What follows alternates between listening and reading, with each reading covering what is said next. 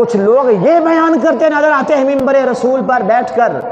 شہادت حسین کو سن کر آنکھوں میں آنسو کا جانا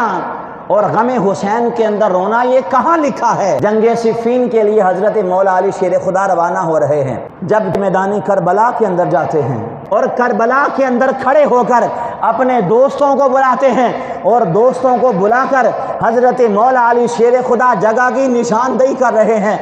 آئندہ کچھ سالوں کے بعد ایک پورا گروہ اہل بیت اطہار کا اس میدان کربلا کے اندر آ کر قیام کرے گا۔ اے میرے دوستو، یہاں پر اہل بیت اطہار کے اونٹ باندھے جائیں گے، یہاں پر ان کے کجاوے رکھے جائیں گے، یہاں پر اہل بیت کا ایک پورا کا پورا گروہ شہید کر دیا جائے گا۔ فرمایا تب کی علیہم السماء والارض، جب یہاں پر آل محمد کے گروہ کو شہید کیا جائے گا اس وقت آسمان بھی روئے گا، اس وقت زمین بھی روئے گی۔ ذرا تصور تو کریں، جب 10 محرم کا دن آیا، میدان کربلا بپا ہوا، وہاں پر آسمان رو رہا ہے،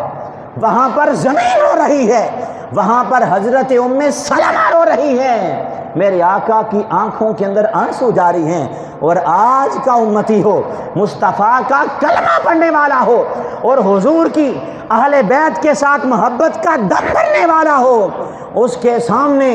حضرت علی اکبر کی شہادت کا ذکر کیا جائے، اس کے سامنے حضرت امام حسین کی شہادت کا تذکرہ کیا جائے، اس کی آنکھوں میں آنسو کی نہ آئیں، وہ کیسا محبت اہل بیت کا دعوے دار ہے۔ آج سمجھ کے اندر آ گئی، شہادت امام حسین کو سن کر رونا اور آنکھوں میں آنسوؤں کا آ جانا یہ سنت مصطفیٰ ہے۔